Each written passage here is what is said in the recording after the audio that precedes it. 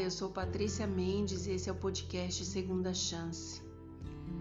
Você tem ouvido os áudios pelas minhas redes sociais, pelas plataformas digitais, pelo YouTube e hoje, agora, nós estamos chegando ao último episódio da série O Fruto.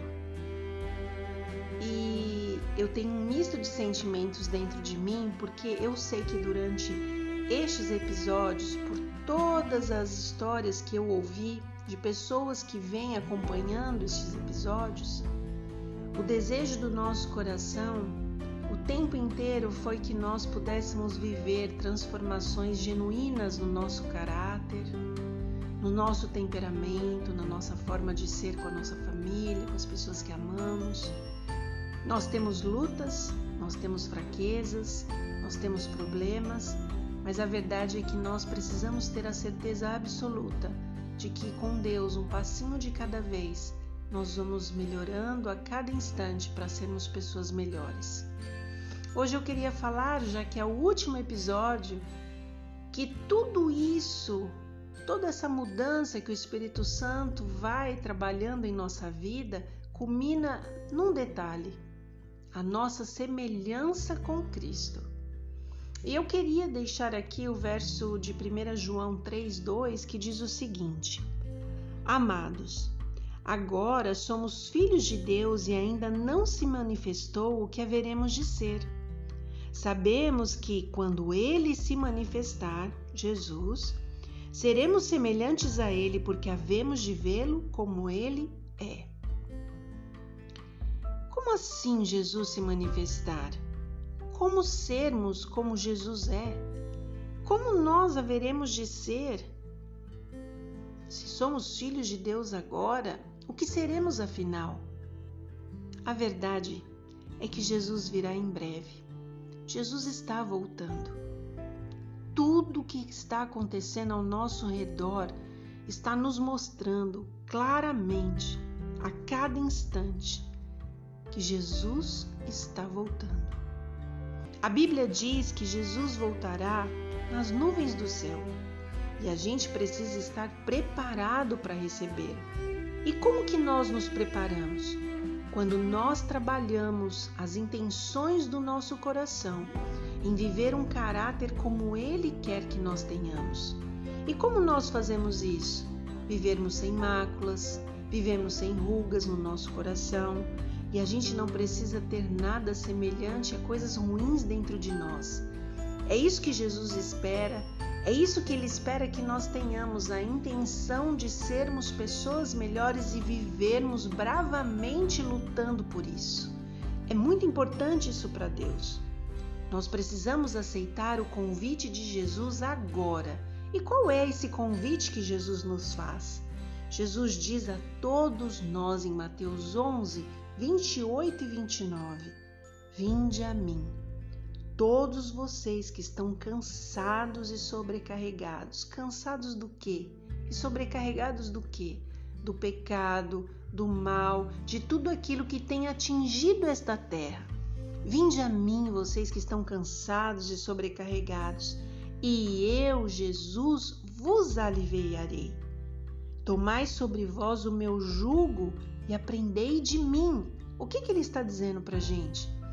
Tomai sobre vós aquilo que eu tenho colocado para que vocês façam, me obedeçam. E aprendam de mim com quem? Com o Espírito Santo.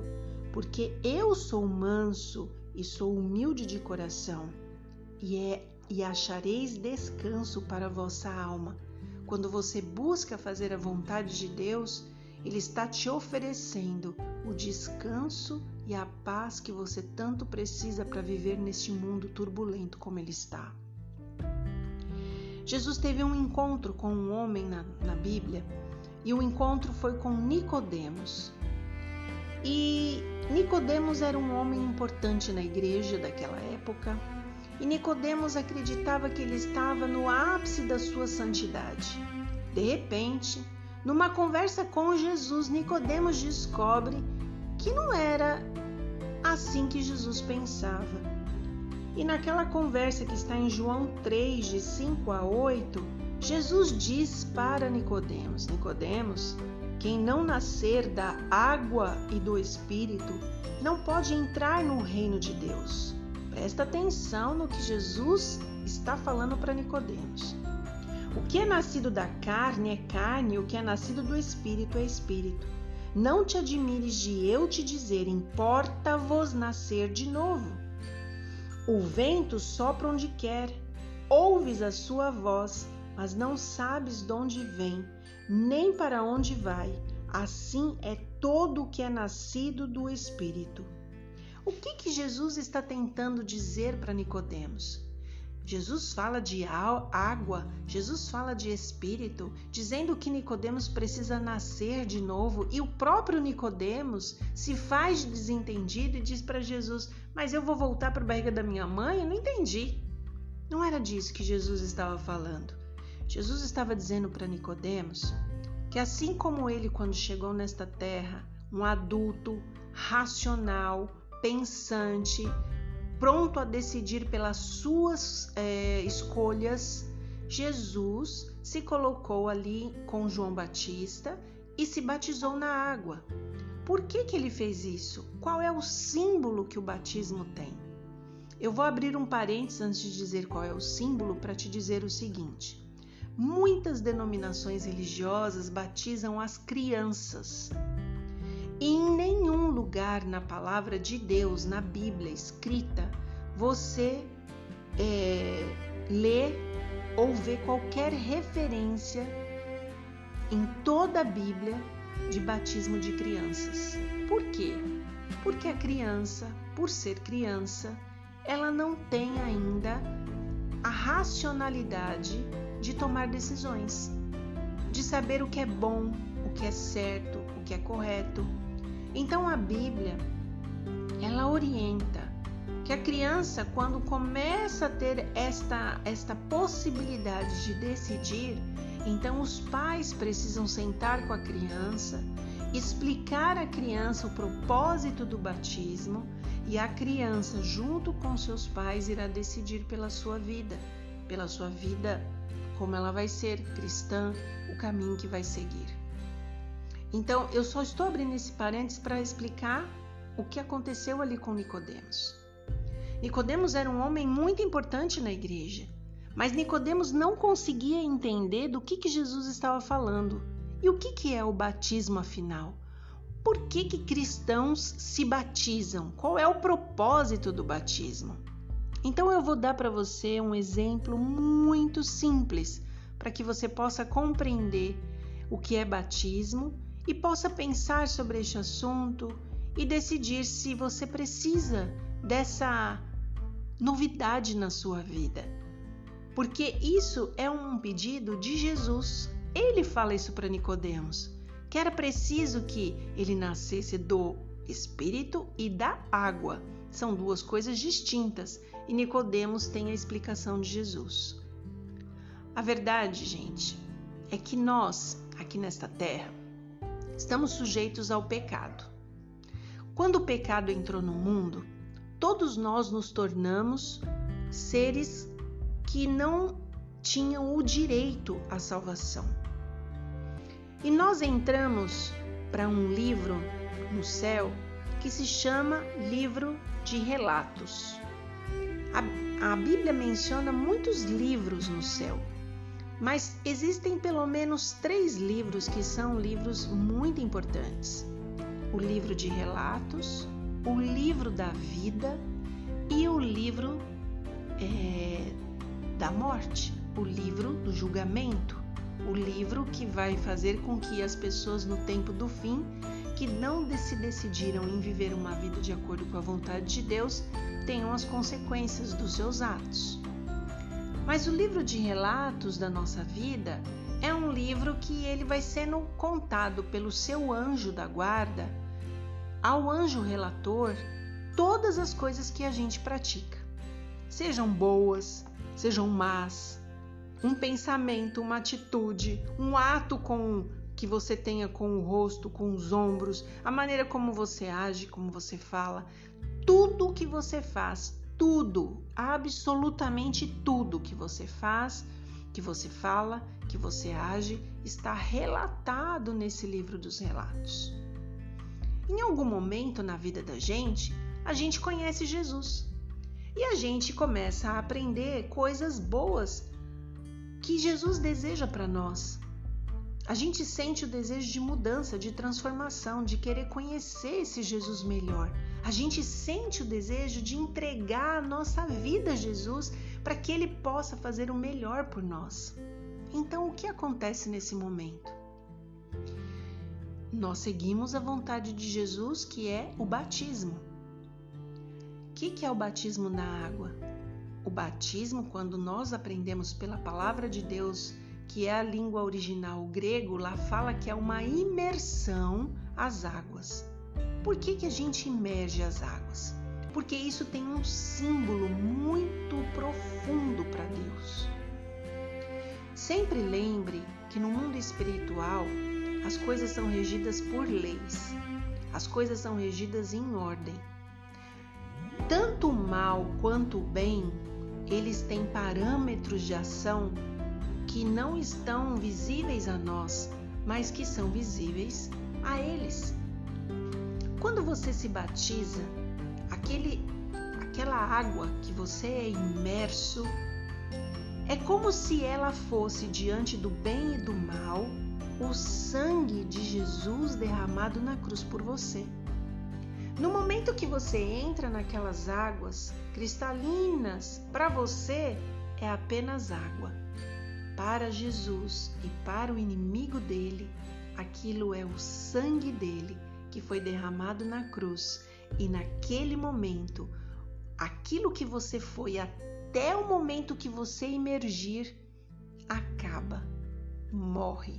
E você nasce novamente quando você sobe as águas após o batismo. Então, quando você entra naquelas águas, você está ali simbolizando diante do universo invisível que você está se entregando a uma nova vida.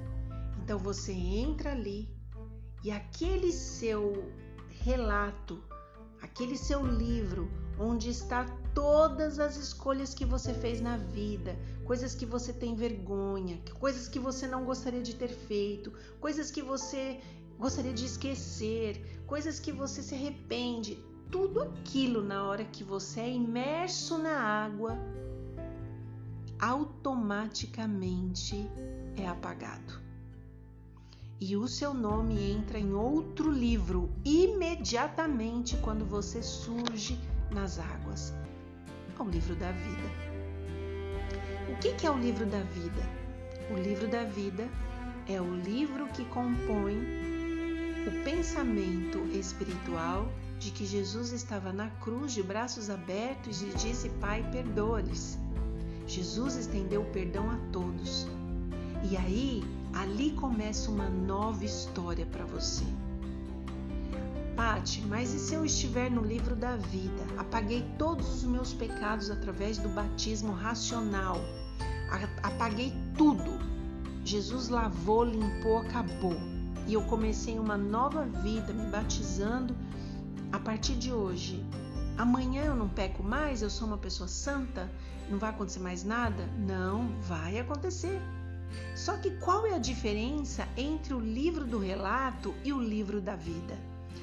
A diferença é que no livro do relato, as pessoas que não passarem pela água, as pessoas não são perdoadas e os pecados vão se acumulando a cada instante. Lembra que eu falei que tem 3 livros importantes? Quando a pessoa não é perdoada, automaticamente lá no final da vida dela, todos os relatos passarão para o livro do julgamento.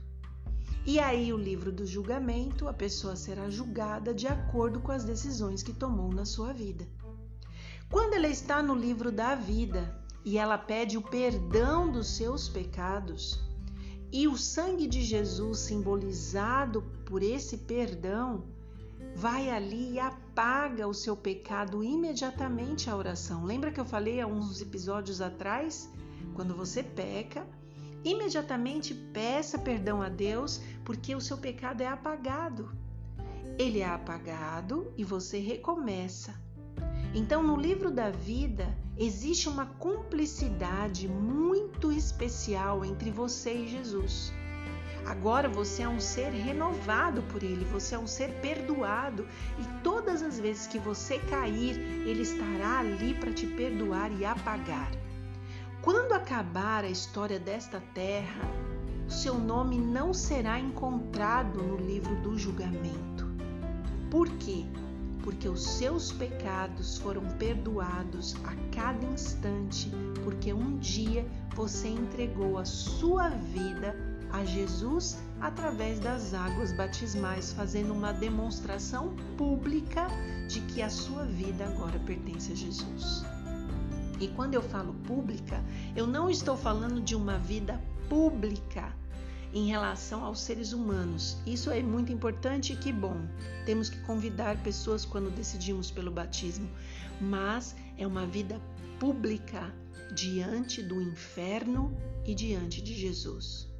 Assim como os satanistas muitas vezes fazem pactos de sangue e entregam as suas vidas ao diabo para viverem de acordo com a vontade dele, quando você se batiza, você está pronunciando diante do universo que a sua vida pertence a Jesus Cristo e que Ele morreu na cruz do Calvário para te perdoar de todos os pecados e Ele vai lutar pela sua salvação ao seu lado. Deu para entender? É isso que é a promessa de Jesus. É isso que Jesus quis dizer a Nicodemos. E quando Nicodemos entendeu isso, tudo ficou muito mais claro. O poder de Deus para converter, ele precisa atuar em nosso coração. Temos de estudar a vida de Cristo e imitar o modelo divino a cada instante. Temos de demorar o pensamento na perfeição do seu caráter e ser transformados em sua imagem. Não entrará no reino de Deus ninguém cujas paixões não tenham sido subjugadas, cuja vontade não tenha sido levada em cativeiro à vontade de Cristo. O céu, ele é isento de todo pecado, de toda contaminação e impureza. E se a gente quiser viver em sua atmosfera, se nós quisermos contemplar a glória de Cristo, temos de ser puros de coração, perfeitos no nosso caráter, estarmos debaixo da sua graça e da sua justiça. Lembra que eu expliquei sobre sermos justificados por Jesus? Nós só podemos ser justificados por Jesus quando a nossa vida pertence a Ele. E em que momento a nossa vida pertence a Ele? Quando nós nos batizamos e entregamos o nosso coração a Ele. Fica aqui a pergunta para você. Esta série, eu disse desde o começo, ela seria uma série de mudanças, ela seria uma série de transformação. Jesus está te fazendo o mesmo convite que Ele fez a Nicodemos. Você precisa mudar a sua vida, mudar o seu coração e precisa nascer da água e do Espírito. Do Espírito Santo, você tem aprendido a cada série aqui neste canal. Desde o princípio de qualquer vídeo que tem aqui, nós temos falado da importância de vivermos com o Espírito Santo. Mas da água, você está ouvindo pela primeira vez. Pense nisso, converse com Deus. Se tiver mais dúvidas, fale comigo. Você pode me passar um e-mail para pdepatricia.segundachance@gmail.com. Quer saber mais sobre este assunto? Fale comigo. pm.segundachance@gmail.com. Jesus tem planos para a sua vida. Ele quer te salvar. Ele morreu na cruz contando com você vivendo no céu ao lado dele. E nós não estamos falando de morte, não. Quando Jesus fala que viveremos no céu, ele está falando que é em vida.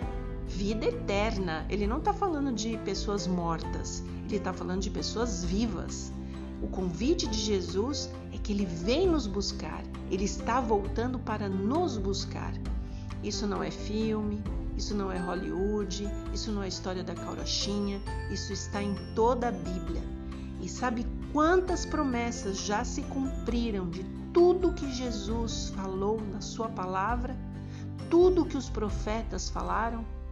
95% das promessas dadas, elas já se cumpriram. Falta muito pouquinho para que se cumpra todas as coisas e Jesus apareça no céu com as trombetas tocando, os anjos ao seu lado, para ele dizer e chamar você pelo nome e dizer: vem morar comigo, numa terra perfeita, onde não vai haver choro, lágrima, onde não vai haver dor.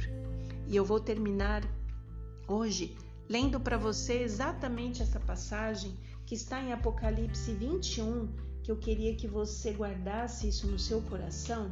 Apocalipse 21, eu quero ler com você justamente essa passagenzinha. Se você tiver uma Bíblia aí, abre para que você não se esqueça dessa passagem. Diz o seguinte, Apocalipse 21, verso 1. Então vi novos céus e nova terra, pois o primeiro céu e a primeira terra tinham passado e o mar já não existia. Vi a cidade santa, a nova Jerusalém, que descia dos céus da parte de Deus, preparada como uma noiva adornada para o seu marido. Ouvi uma forte voz que vinha do trono e dizia: agora o tabernáculo de Deus está com os homens, com os quais ele viverá. Eles serão o seu povo, e o próprio Deus estará com eles e será o seu Deus. E este Deus, ele enxugará dos seus olhos toda lágrima. Não haverá mais morte, não haverá tristeza, não haverá choro nem dor, pois a antiga ordem das coisas já passaram, e eis que estas se fizeram novas. Aquele que estava sentado no trono disse: estou fazendo novas todas as coisas. E acrescentou: escreve isto, pois estas palavras são verdadeiras e dignas de confiança. Essa é a promessa de Jesus para você e para mim. Eu já estou dando até uma palhinha do que vem aí na nova série que nós vamos falar. A nova série, que vai começar em breve, se chama Fim da História. O fim da história. E você vai conhecer sobre esse fim da história que Deus planejou para nós. Mas tome uma decisão. Fale com Jesus. Se proponha a descobrir mais sobre Ele e entregar a sua vida a Ele. Ele tem planos para você. Que Deus te abençoe e até o início da nova temporada. Que Deus possa cuidar de você e possa atender todos os desejos do seu coração, se o desejo do seu coração, nesse momento tão atribulado da terra, for viver ao seu lado e fazer a sua vontade. Que Deus continue com você.